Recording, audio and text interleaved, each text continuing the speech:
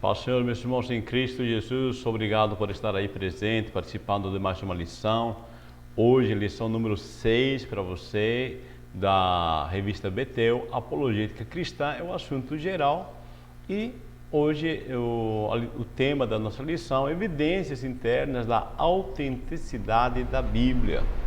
Para quem está participando a primeira vez, eu sou o professor Ronald e estou aqui para servir vocês. Vamos à lição número 6, evidências internas da autenticidade da Bíblia. O texto áudio está em Hebreus 4, versículo 12. Diz assim: porque a palavra de Deus é viva e eficaz, e mais penetrante do que qualquer espada de dois gumes, e penetra até a divisão da alma e do espírito, e das juntas e medulas, e é apta para discernir pensamentos e intenções do coração. Hebreus 4, versículo 12. A verdade aplicada nos diz que o plano da redenção em Jesus Cristo e o nosso relacionamento com Deus Pai passam pelas Escrituras. Temos três objetivos. Primeiro, mostrar que Jesus autenticou o Antigo Testamento como palavra de Deus. Depois, destacar a inspiração divina da Bíblia e em seguida estudar a unidade da Bíblia. O texto de referências tem Lucas 24, 44 ou 47. Você lê aí, por favor. Vamos para a introdução. Diz assim: os séculos vêm e vão, mudam-se épocas e os costumes, as civilizações se sucedem umas após outras, mas a palavra de Deus permanece e se solidifica a cada dia. Vamos ver Jesus e o Antigo Testamento. Na primeira parte, Jesus cita o Antigo Testamento como tendo autoridade divina. Jesus ratificou a lei e os profetas e Jesus confirmou os relatos históricos do Antigo Testamento. Jesus, por ser ele divino, tem autoridade para aprovar o texto sagrado, confirmando que o Antigo Testamento é a palavra de Deus. Mas também Jesus, por ser ele humano, e viver plenamente o que a palavra de Deus prescrevia, ressuscitou, e isto confirma que o Antigo Testamento é a palavra de Deus. Amém? Veja, Jesus cita o Antigo Testamento como tendo autoridade divina. Jesus, ao usar as palavras "está escrito", se referindo ao Antigo Testamento, Jesus avalia a autenticidade do mesmo como sendo a palavra de Deus. Então, essa frase "está escrito" é usado muito pelos profetas, reivindicando que o que Deus disse se cumpre. Tá? Está escrito conforme disse o profeta tal, o profeta Isaías, né? Ou conforme disse Moisés, ou conforme disse tal autor bíblico. Tá? Então, está escrito. Né? Deus usou aos profetas do Antigo Testamento e se cumpriu. Segundo Ellicott, Jesus citou ou faz referência ao Antigo Testamento mais de 400 vezes. Mais de 400 vezes, Jesus cita referências bíblicas do Antigo Testamento. Jesus ratificou a lei e os profetas.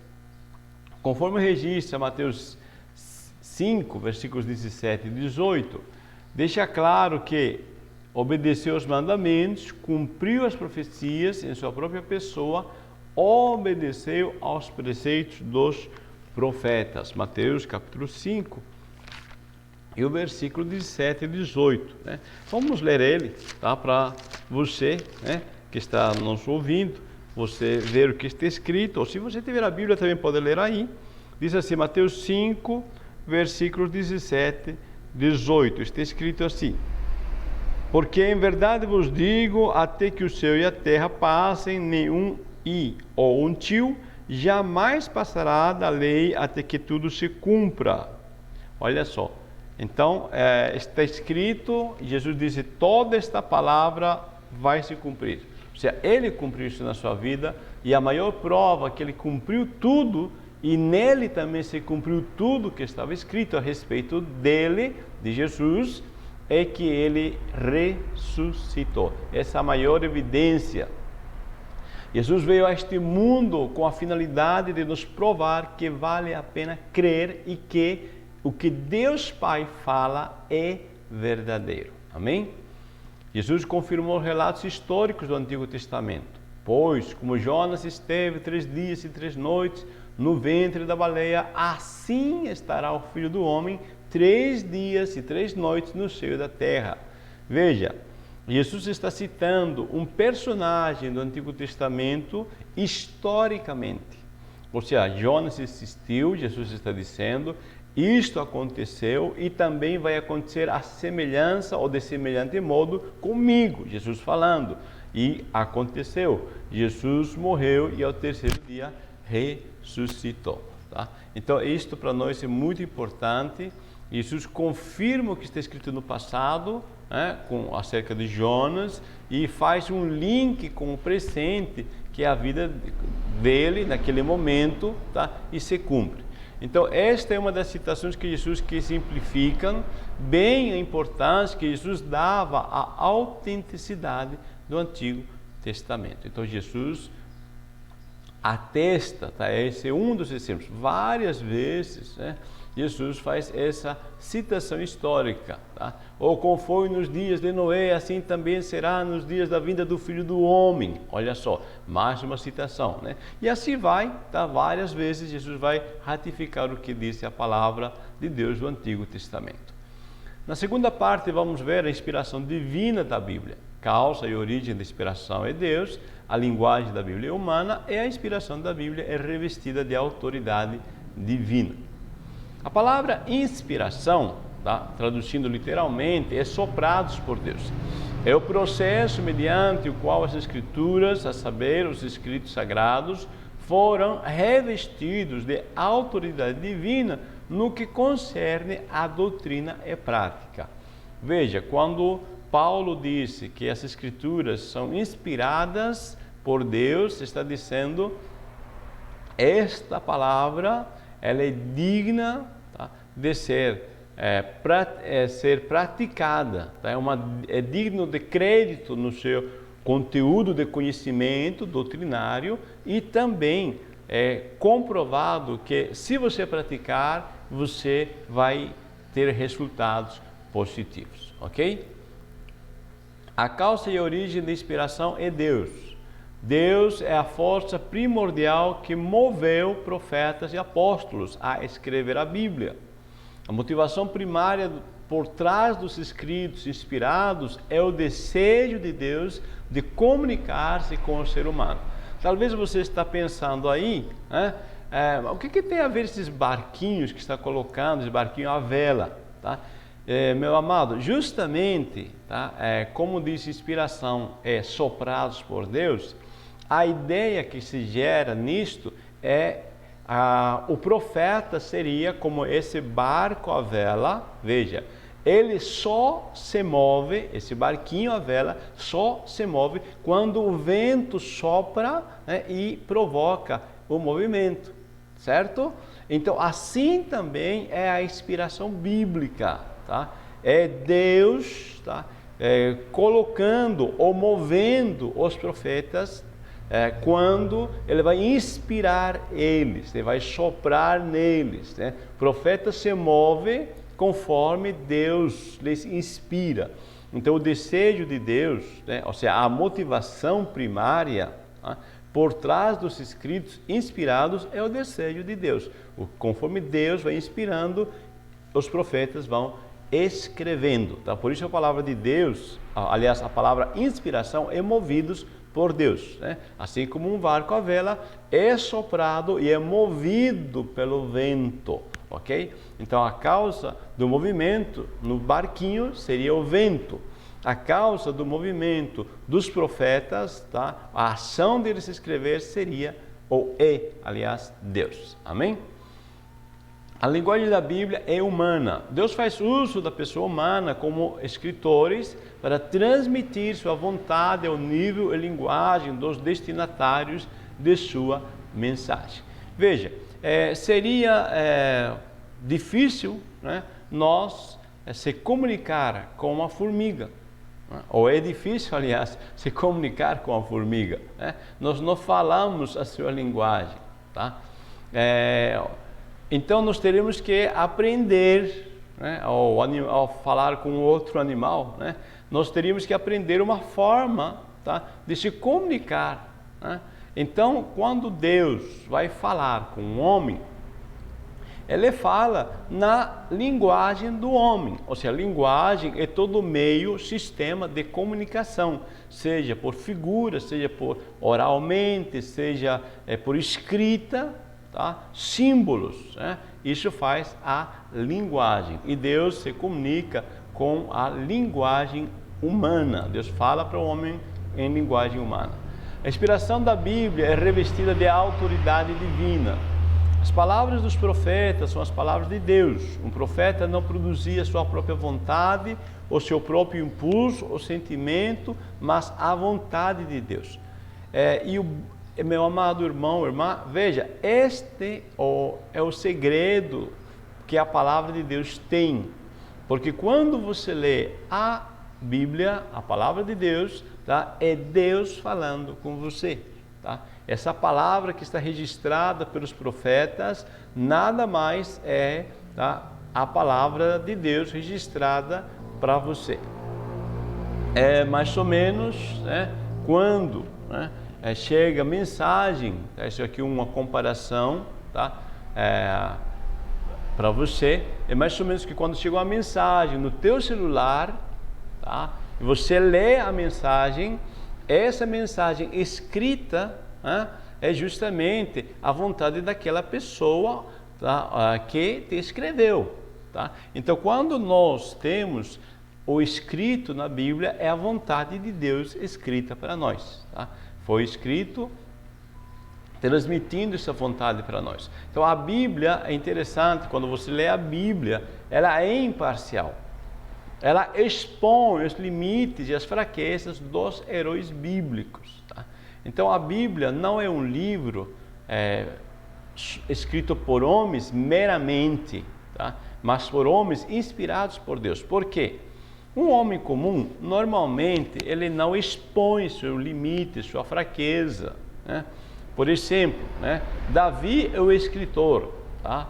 Mas quando Davi escreve os salmos, ele expõe a sua fraqueza, ele mostra que ele errou, ele mostra que caiu no momento de fraqueza, mesmo que também são registrados seus pontos positivos. Tá? Ou seja, a Bíblia ela é imparcial, ela mostra quem é o ser humano. O ser humano é alguém com potencial para vencer na vida, mas se não seguir a orientação dele, de Deus, tá? Ele pode cair em fraquezas, ok? Então o escritor, como homem natural, jamais produziria esse tipo de livro. Tá? Você vê que muitos livros religiosos, algumas religiões expõem seus autores, ou seus profetas, vamos dizer assim, seus personagens como heróis, são supers. Tá? A Bíblia não. A Bíblia coloca os homens de Deus como pessoas comuns, no entanto, quando estão em ligação com Deus, quando estão bem com Deus, tá? Eles podem fazer coisas além do natural. A unidade da Bíblia, espaço de tempo, diversos autores e lugares e culturas diferentes. Veja, a Bíblia foi escrita durante um longo período, por vários autores e em lugares diferentes. Apesar de tudo isso, mantém sua simetria e unidade, revelando sua obra de um só intelecto e de um só autor. Veja, longo período, vários autores, diversos lugares, no entanto, um só intelecto, ou seja, só um tema que se trabalha durante todo esse processo. Interessante porque Jó, o livro mais antigo, foi escrito por volta de 1400 anos antes de Cristo. E Apocalipse, o último, foi escrito 100 anos mais ou menos depois de Cristo. Ou seja, somando 1400 mais 100 dá 1500 anos de espaço de tempo onde foi escrito a Bíblia. Agora, quando você lê de Gênesis a Apocalipse, você vai ver que a mensagem, o tema é um só.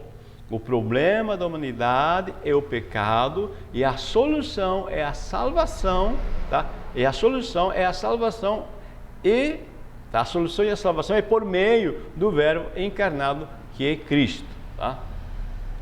Veja, então, nós temos o tema problema da humanidade é o pecado, tá? E a solução é a salvação, tá? E essa salvação é por meio do Verbo encarnado, que é Cristo, tá? Faltou uma vírgula aí, mas tudo bem. Veja, meu amado irmão, tá? Então você pode ler, tá? Existe um desenvolvimento, né? Um plano da promessa que se desenvolve de Gênesis a Apocalipse metodicamente, tá? E Jesus, né, é justamente essa expressão maior, tá, desse desenvolvimento do plano da promessa. Existe a Bíblia escrita por diversos autores, 66 livros escritos por aproximadamente 40 autores diferentes, cada um com sua linguagem particular. Veja, como ser humano, o autor, tá, não é invadido por Deus, tá, para que ele fale uma linguagem, né, técnica meramente, uma linguagem perfeita, vamos colocar assim, que Deus é perfeito. Mas quando, por exemplo, Amós, que é um boiadeiro, ele está falando, né, profetizando, né, ele chama as mulheres ricas que só ficam dormindo o dia todo, só comem e dormem. Ele disse: ó, vós, vacas gordas. Veja, ele é um boiadeiro. É isso que ele sabe falar, é a linguagem dele. Então, o profeta, o autor bíblico, ele expressa na sua linguagem particular. Lucas, por exemplo, quando relata a febre da sogra de Pedro, ele faz diferente dos outros autores. Os autores dizem, alguns autores diferentes, os outros evangelistas, colocam que a sogra de Pedro estava enferma, só.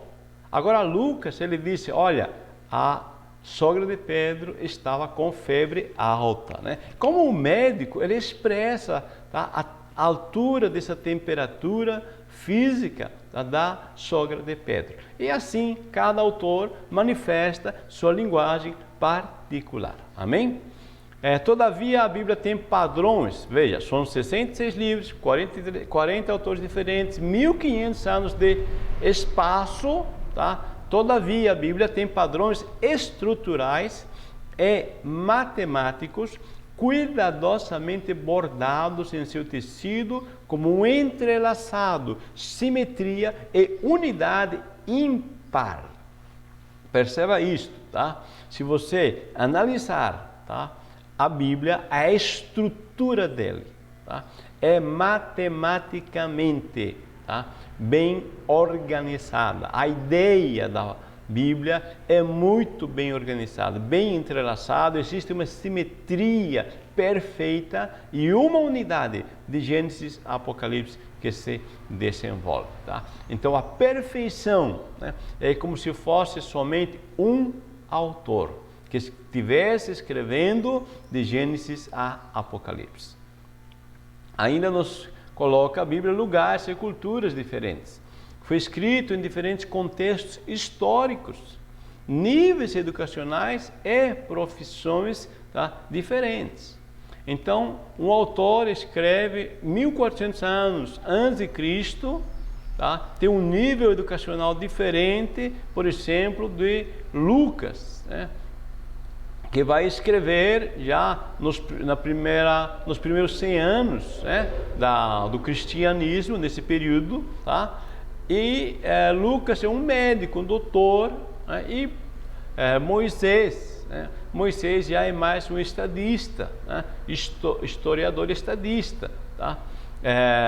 E isso é interessante, tá? Cada um está na sua profissão, cada um tem seu nível educacional, tá? E cada um escreve, né, dentro do seu próprio contexto histórico, né? Seja antes do nascimento de Cristo, 1500 ou 1400 anos, né? 1300, 1000 anos, cada um no seu contexto e profissão, mas fica claro a mensagem. Também é escrita em hebraico, grego e algumas porções é escrito em aramaico. Tá? Além disso, ela inclui história, poesia, literatura didática, parábola, alegoria, literatura apocalíptica e épica. Veja, existe na Bíblia diversidade, tá, de literatura. Tá? Tudo isso, mesmo históricos diferentes, né? Tempos históricos, contextos históricos diferentes, níveis educacionais diferentes e profissões diferentes, né? Nós temos na Bíblia fazendeiros, vaqueiros, né? Temos médicos, temos doutores de alto conhecimento, como Paulo, temos pescadores, como Pedro, temos reis, como Davi, vários tipos de profissões, tá? Línguas diferentes, tá? E mostrando uma literatura de forma poética, ou didática, ou parábola, ou apocalíptica, tudo isso está entrelaçado em uma unidade. Então é isso que é o fantástico da Bíblia. Nos mostra claramente que existe só uma mente coordenando toda essa escritura. Concluindo, a Bíblia garante e dá provas de ser o único livro inspirado por Deus, sendo assim a palavra de Deus. Tá? Então todas essas evidências internas, tá? Todo esse tecido, toda essa construção das escrituras nos provam que só pode ser um autor, que é Deus, o inspirador deste livro. Amém?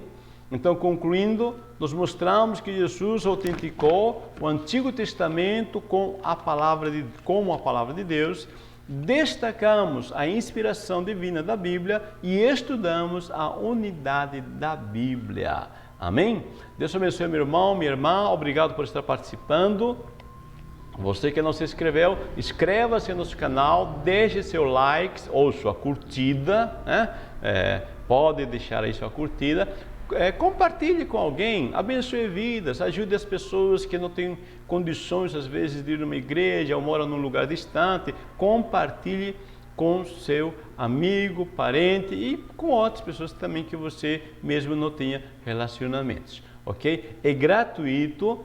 E você também querendo usar na tua EBD esses slides, você pode clicar num canal embaixo, num link embaixo, que vai baixar esses slides para você usar na tua escola bíblica dominical. Deus abençoe, uma boa EBD para você e até a próxima aula.